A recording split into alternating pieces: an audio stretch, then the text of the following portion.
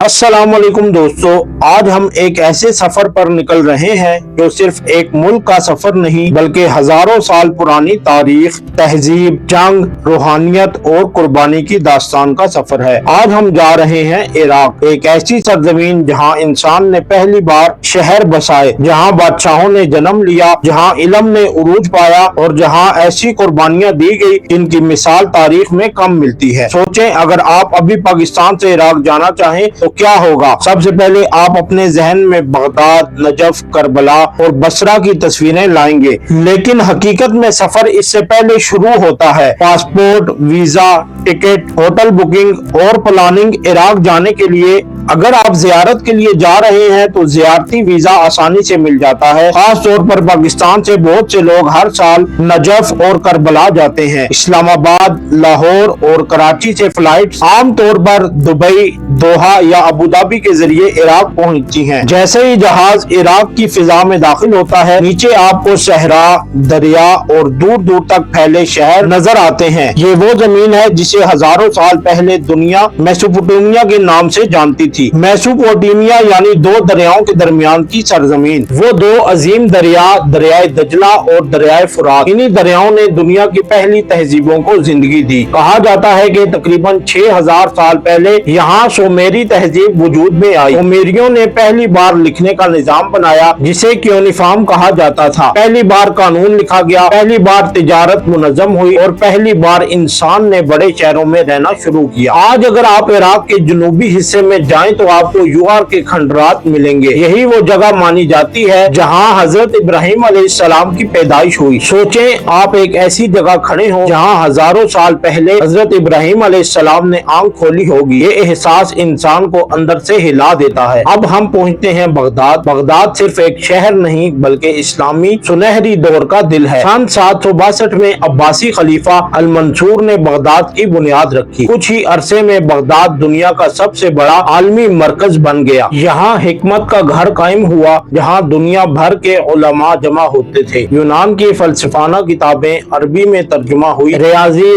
तिब, फल्कियात और साइंस में जबरदस्त तरक्की हुई। अल ख्वारिज़मी ने यहीं बैठकर अलजबरा की बुनियाद रखी। आज जब आप बगदाद की गलियों में चलते हैं तो एक अजीब इम्तिजाज नजर आता है। एक तरफ जदीद इमारतें, दूसरी तरफ सदियों पुरानी मसाजिद। बाजारों में खुशबुएं, कहवे की महक और लोगों की आवाजें। यहाँ के बाजार बहुत मशहूर हैं, खास तौर पर पुरानी किताबों की मार्केट जहाँ आज भी नायाब किताबें मिलती हैं। बगदाद का खाना भी दुनिया भर में मशहूर है। अगर आप इराक जाएं तो मसगूफ जरूर खाएं। ये मछली को खास अंदाज में आग पर भून कर तैयार की जाती है। इसके अलावा इराकी कबाब, बिरयानी और खब्ज रोटी बहुत पसंद की जाती है। लेकिन बगदाद की तारीख सिर्फ तरक्की की नहीं, तबाही की भी है। 1258 में हलाकू खान ने बगदाद पर हमला किया, लाखों लोग मारे गए, लाइब्रेरियां जल गई और इल्मी खजाना तबाह हो गया। कहा जाता है कि दरियाए दजला किताबों की स्याही से स्याह हो गया था। इसके बाद बगदाद ने उस्मानियों का दौर देखा, बरतानवी कब्जा देखा और फिर जदीद इराक वजूद में आया। अब हम निकलते हैं बगदाद से नजफ की तरफ। रास्ता गर्म सहरा से गुजरता है, मगर जैसे ही नजफ करीब आता है माहौल बदलने लगता है। नजफ सिर्फ एक शहर नहीं बल्कि रूहानियत का मरकज है। यहाँ हजरत अली का रोजा मौजूद है। हजरत अली रजी अल्लाह तआला अन्हु का मज़ार, लाखों लोग हर साल यहाँ जियारत के लिए आते हैं। नजफ की गलियाँ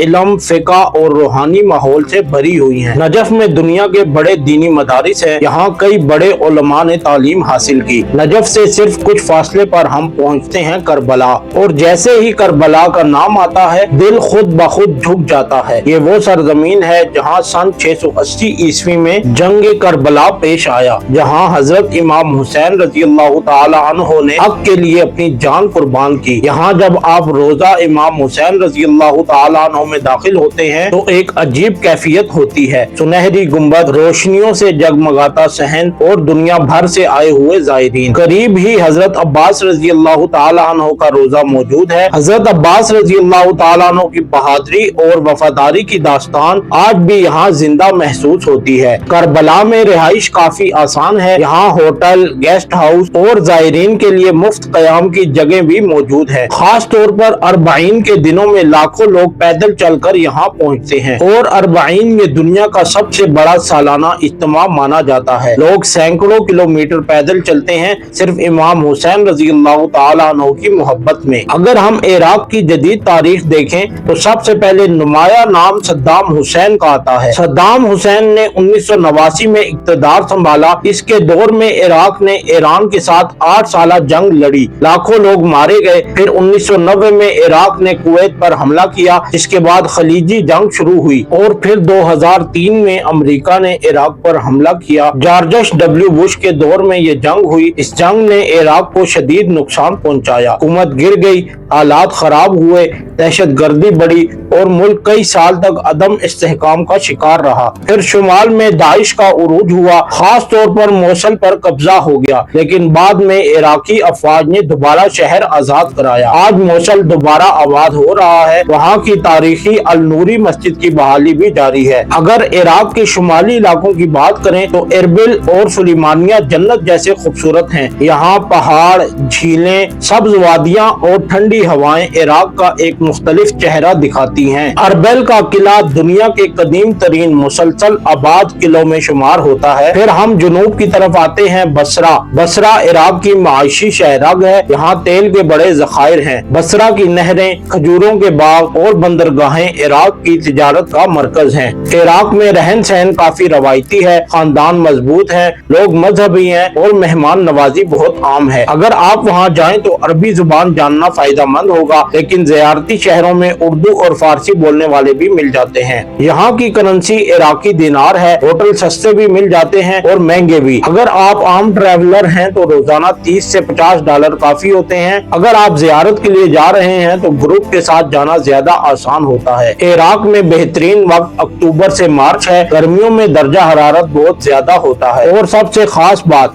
इराक सिर्फ एक मुल्क नहीं, ये अंबिया, औलिया, बादशाहों, जंगों, कुर्बानियों और तहजीबों का मजमुआ है। ये वो सरजमीन है जहाँ इंसान ने पहली बार लिखा, पहली बार कानून बनाया, पहली बार बड़े शहर बसाए। ये वो जमीन है जहाँ हजरत इब्राहिम अलैहिस्सलाम पैदा हुए, जहाँ हजरत अली रज़ियल्लाहु ताला अन्हु आराम फरमा है, जहाँ इमाम हुसैन रज़ियल्लाहु ताला अन्हु ने कुर्बानी दी। और जब आप इराक से वापस आते हैं तो सिर्फ तस्वीर नहीं लाते, बल्कि तारीख का वजन अपने दिल में लेकर आते हैं। आप महसूस करते हैं कि दुनिया कितनी बदलती रही, सल्तनतें कैसे बनती और टूटती रही, मगर हक और कुर्बानी की मिसालें हमेशा जिंदा रहती हैं। इराक हमें सिखाता है कि तारीख कभी मरती नहीं, वो जमीन में, इमारतों में, लोगों में और यादों में जिंदा रहती है। दोस्तों, अगर आप तारीख से मोहब्बत करते हैं, अगर आप रूहानियत महसूस करना चाहते हैं, अगर आप दुनिया की कदीम तरीन तहजीबों को अपनी आंखों से देखना चाहते हैं, तो इराक एक ऐसा सफर है जो आपकी जिंदगी बदल सकता है। और अगर कभी आप करबला के सहन में खड़े हों तो याद रखिएगा कि यही वो जमीन है जहाँ वफा ने सर उठाया, सबर ने मिसाल कायम की और कुर्बानी ने तारीख बदल दी। ये सफर यहाँ खत्म नहीं होता, क्योंकि इराक की कहानी हजारों साल पर फैली हुई है और हर बार जब आप इसके बारे में पढ़ते हैं एक नया राज सामने आता है। और हम फिर किसी नई तारीखी सरजमीन के सफर पर मिलेंगे। तब तक अपना ख्याल रखिए, दुआओं में याद रखिए